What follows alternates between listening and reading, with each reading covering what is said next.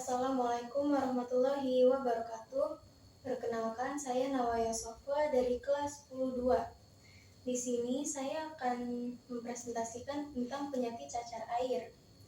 Sebelum masuk ke pembahasan tentang penyakit cacar air, saya akan memberitahu poin-poin apa saja yang akan saya bahas. Yang pertama yaitu pengertian dari cacar air. Yang kedua, ciri dan karakteristik dari virus varicella zoster.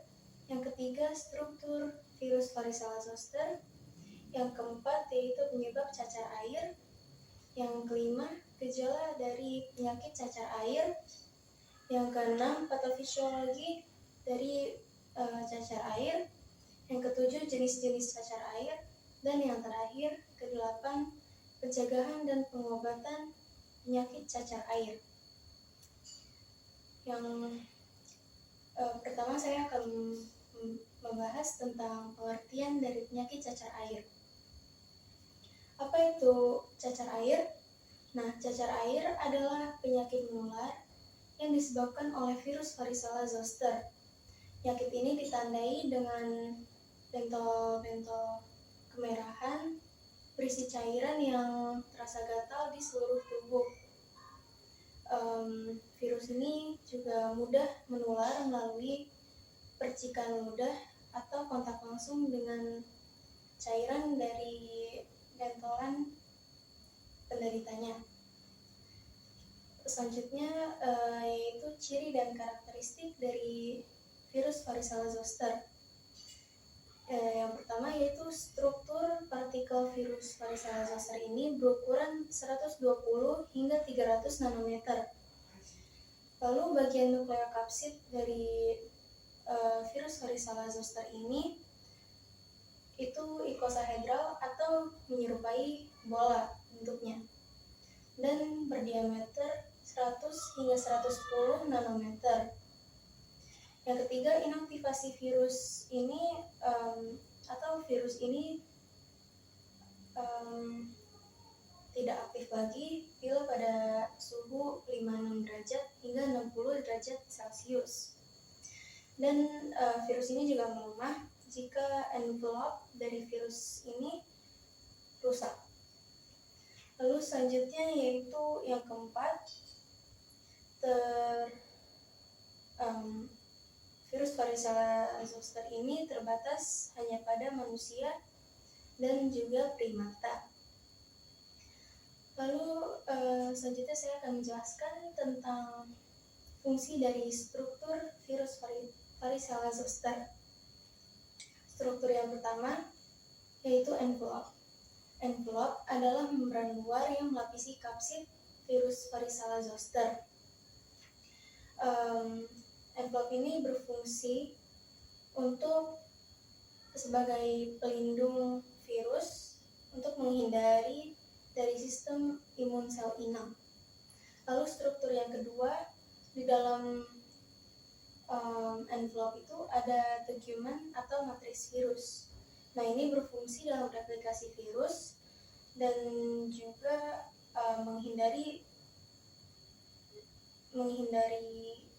respons imun dari inang. Lalu di dalam tegumen itu ada nukleokapsid. Yang nukleokapsid ini adalah protein virus yang berfungsi untuk melindungi bagian inti dari virus, yaitu yang berisi DNA untai ganda. Nah, DNA untai ganda dapat menentukan jenis dan sifat dari si virus. Lalu bagian terluar dari virus varicella zoster ada glikoprotein dan spikes. Nah, glikoprotein adalah karbohidrat pada protein yang berfungsi untuk memperkuat kapsid agar dapat bertahan dari sistem imun sel inang. Lalu selanjutnya yang terakhir ada spikes. Spikes ini adalah pintu masuk virus untuk menginfeksi manusia. Ketika virus akan menempel pada sel manusia, protein pada spikes akan bertindak sebagai pengunci untuk mengikat reseptor pada sel manusia. Selanjutnya saya akan membahas tentang penyebab dari penyakit cacar air. Nah, seperti yang sudah saya katakan sebelumnya, penyakit cacar air itu disebabkan oleh virus Varicella zoster.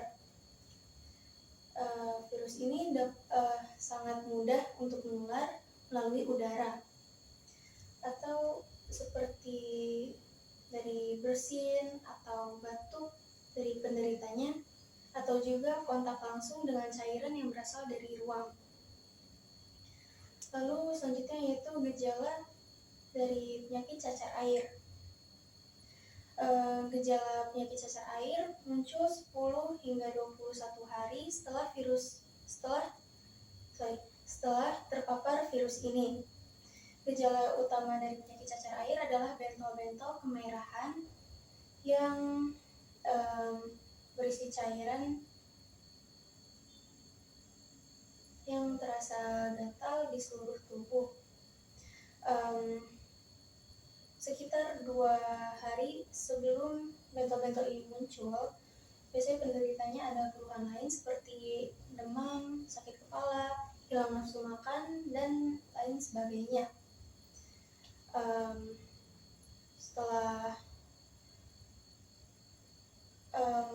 Biasanya penyakit ini sembuh setelah 10 hingga 14 hari, atau juga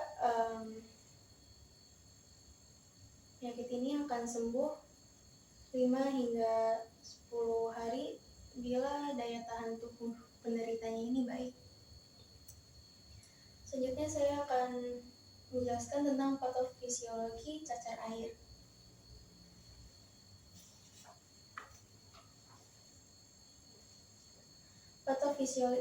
Patofisiologi cacar air. Yang pertama, patofisiologi cacar air dimulai dengan inhalasi droplet secara airborne atau melalui udara dari orang yang terinfeksi. Virus Varicella zoster yang terinhalasi akan menyebar melalui droplet dan aerosol dari nasofaring. Tingkat penularan maksimal terjadi pada 1 hingga 2 hari sebelum timbulnya bercak merah pada vesikel di kulit ketika virus menyebar melalui droplet dan aerosol dari nasofaring. Selain itu, penularan maksimal juga terjadi pada 5 hingga 7 hari pertama setelah timbulnya lesi kulit. Ketika terinfeksi oleh virus Varicella zoster, tubuh akan memproduksi imunoglobulin G, imunoglobulin M, dan imunoglobulin A. Antibodi imunoglobulin G memberikan imunitas dan dapat bertahan seumur hidup. Yang kedua, gejala cacar air dimulai dengan munculnya bintik merah yang terasa gatal di seluruh tubuh yang menyerupai seperti gigitan serangga. Kemudian, bintik tadi berubah menjadi tonjolan yang berisi cairan, diikuti oleh tahap akhir, yaitu pada saat tahap penyembuhan, di mana benjolan tersebut akan pecah dan membuat bekas di kulit. Cacar air juga ditandai dengan keluhan seperti demam, sakit kepala, kelelahan, hilangnya nafsu makan. Yang ketiga, penata laksanaan cacar air umumnya bersifat simptomatik, seperti pemberian lotion kalamin untuk mengurangi gatal pada lesi kulit dan pemberian antipiretik seperti paracetamol untuk mengurangi nyeri dan demam. Antivirus seperti acyclovir umumnya diindikasikan untuk orang dewasa, ibu hamil, dan kelompok dengan risiko komplikasi yang lebih tinggi. Yang keempat, pencegahan cacar air dapat dilakukan dengan vaksinasi, isolasi diri dari orang lain, dan imunoglobulin Varicella zoster dapat mencegah atau setidaknya meringankan terjadinya cacar air bila diberikan dalam waktu maksimal 96 jam sesudah terpapar. Itu dia patofisiologi dari penyakit cacar air. Selanjutnya saya akan menjelaskan tentang jenis-jenis cacar. Nah, cacar ini memiliki 5 jenis. Yang pertama yaitu cacar air atau varicella. Cacar air ini disebabkan oleh virus varicella zoster dan ditandai dengan bentolan berisi cairan yang terasa gatal di seluruh tubuh yang jumlahnya multiple atau banyak. Dalam beberapa waktu, bentolan-bentolan ini akan akan pecah dan kering. Lalu jenis cacar yang kedua yaitu cacar api atau herpes zoster. Herpes zoster atau cacar api disebabkan oleh virus varicella zoster yang telah berdiam lama di dalam tubuh seseorang dan aktif kembali. Nah, gejala dari cacar api ini berupa rasa sakit atau rasa terbakar di kulit, diikuti dengan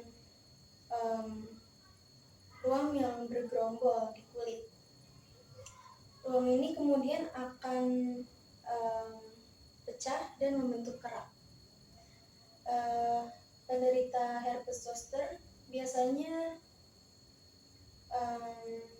terjadi pada orang yang sebelumnya pernah menderita cacar air. Lalu jenis cacar yang ketiga yaitu cacar smallpox.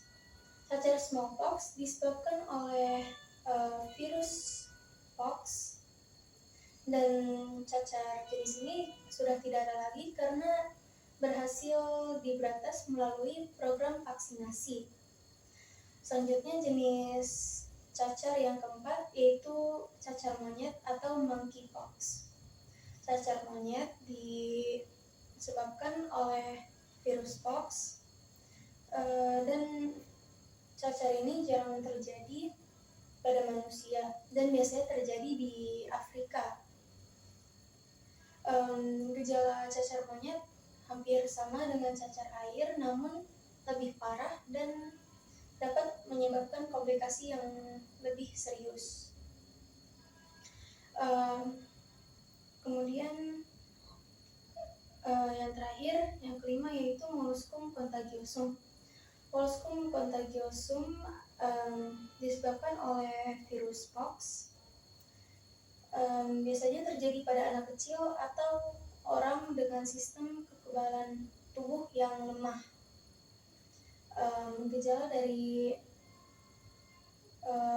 molluscum contagiosum itu berupa benjolan kecil berisi cairan dan terasa gatal. Benjolan tersebut kemudian akan pecah dan membentuk kerak seperti cacar api. Kemudian saya akan menjelaskan tentang pencegahan dan pengobatan penyakit cacar air. Untuk pencegahan penyakit cacar air, yang pertama yaitu vaksinasi. Vaksinasi direkomendasikan untuk mencegah terjadinya penyakit cacar air dan juga meringankan gejala jika terinfeksi dan memperkecil kemungkinan terjadinya komplikasi. Vaksinasi juga direkomendasikan untuk anak di atas usia 1 tahun dan orang dewasa yang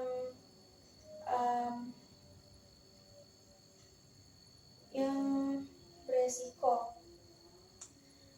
Lalu selanjutnya untuk pencegahan penyakit cacar air yaitu hindari kontak langsung dengan penderita cacar air.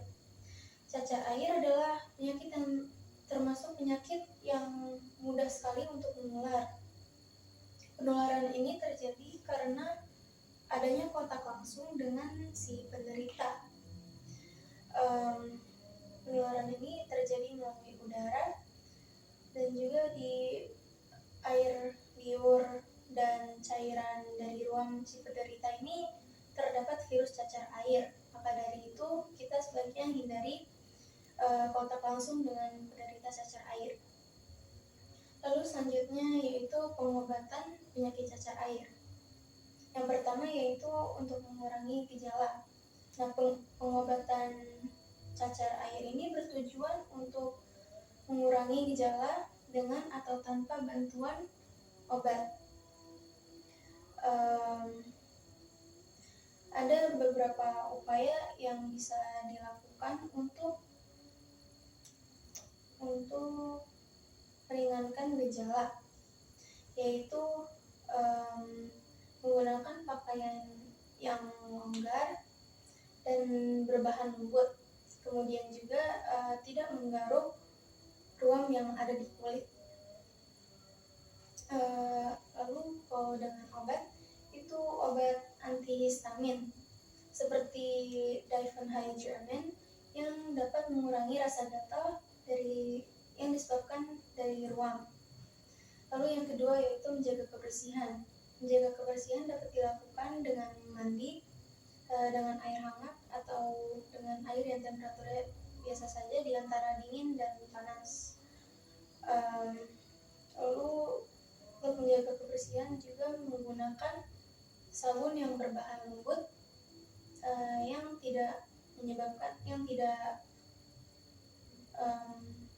tidak perlu menggosok keras sehingga bentolannya itu bisa pecah. Selanjutnya yaitu yang terakhir, minum air putih yang banyak untuk mencegah terjadinya dehidrasi. Karena bila terkena cacar air, ini daya tahan tubuh kita akan melemah.